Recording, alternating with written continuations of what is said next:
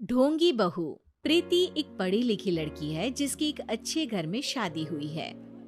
प्रीति का पति राहुल एक मल्टीनेशनल कंपनी का मैनेजर है जो आधे महीने विदेश में ही रहता और छोड़ जाता है अपने मम्मी पापा को प्रीति के भरोसे, जिसे इस देश को सुधारने की चुल ने परेशान कर रखा है। मम्मी पापा, कल एक डॉग वैक्सीनेशन का शिविर है तो मैं वहीं पूरा दिन रहूंगी। आप मेरे लिए खाना मत बनवाना। अरे बेटा प्रीति, वो बाई तो काम छोड़कर परसों ही जा चुकी।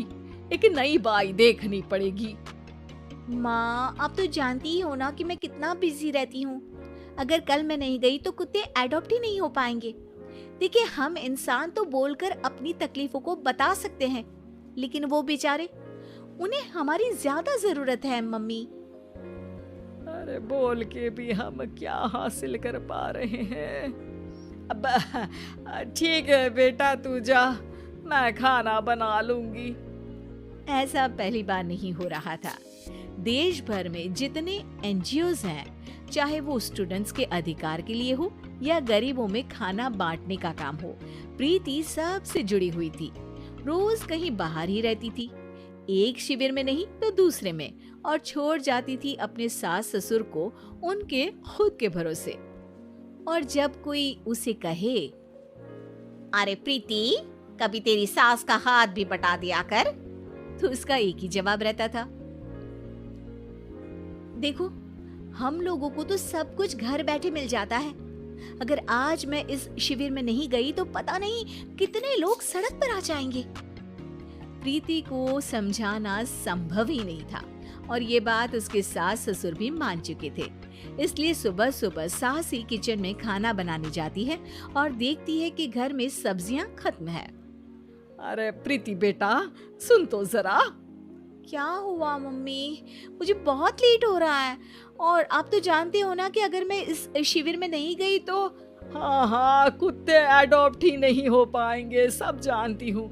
अरे पर घर में सब्जियां खत्म हो गई है।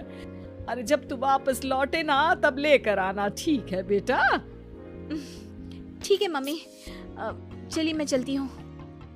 और हर बार की तरह प्रीति अपनी पार्टीज और आफ्टर पार्टीज में इतनी बिजी रह गई कि सामान लाना ही भूल गई।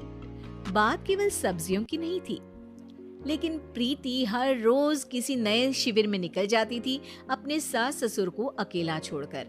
एक हफ्ते बाद प्रीति के ससुर जी के हाथ में दर्द होने लगा। अरे बेटा प्रीति, पापा जी के हाथ में बहुत दर्द हो रहा है, आज इनको डॉक्टर के पास लेकर जाना पड़ेगा। ठीक है माँ, आप हो आओ, मैं बाहर ही खा लूंगी। अरे बेटा, मैं कैसे ले जाऊं? ये काम तो हमेशा राहुल ही करता था और मुझे तो डर है कि कुछ ज्यादा बड़ी बीमारी ना हो जाए। उफ़ो, आज मुझे मेडिकल शिविर में जाना है। बेचारे बड़े बुजुर्ग जिनके अपने फैमिली वाले उनका ध्यान नहीं रखते, उनका पूरा मेडिकल चेकअप होगा। अगर मैं नहीं गई तो आप तो जानते ही हो, उनका चेकअप नहीं हो पाएगा। और हाँ बेटा, तू जा, मैं कुछ ना कुछ कर लूंगी। प्रीति के सास और ससुर दोनों ही काफी समय से प्रीति को समझाना चाह रहे थे कि उन्हें भी मदद की जरूरत है, लेकिन अब तो पानी सर के ऊपर जा चुका था। उधर प्रीति शिविर में पहुंचकर सबसे मिल रही थी। काफी भीड़ थी और प्रीति इंस्टाग्राम पर फोटोज अपडेट करे जा रही थी। तभी प्रीति की दोस्त रीना उसके पास दौड़ती हुई आती है। अरे प्रीति, जल्दी चल। अरे क्यों, क्या हुआ? अरे तू अभी सवाल मत पूछ और चल मेरे साथ। प्रीति रीना के साथ जाती है तो देखती है कि गरीब बुजुर्गों की लाइन में प्रीति के सास ससुर भी खड़े हैं। प्रीति को समझ में नहीं आता कि ये क्या चल रहा है। उसके ऑर्गेनाइजेशन में सबकी नजर उसके सास ससुर पर थी और प्रीति को लगा कि बात उसकी इज्जत पर आ गई है। माँ, पापा जी, आप दोनों यहाँ क्या कर रहे हैं?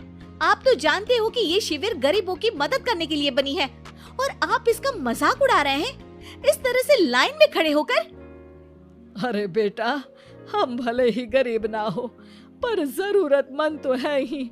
हमारा भी कोई ध्यान रखने वाला नहीं है। मेरे पति के हाथ में दर्द है, मैंने सुना कि जरूरतमंद बुजुर्गों का यहाँ फ्री में इलाज हो रहा है, इसीलिए चले आए। नहीं मतलब मैं तो। प्रीति को समझ में आ गया था कि समाज को संभालने से पहले उसे अपना घर संभालना चाहिए और वो सर झुकाकर अपने सास ससुर से माफी मांगती है।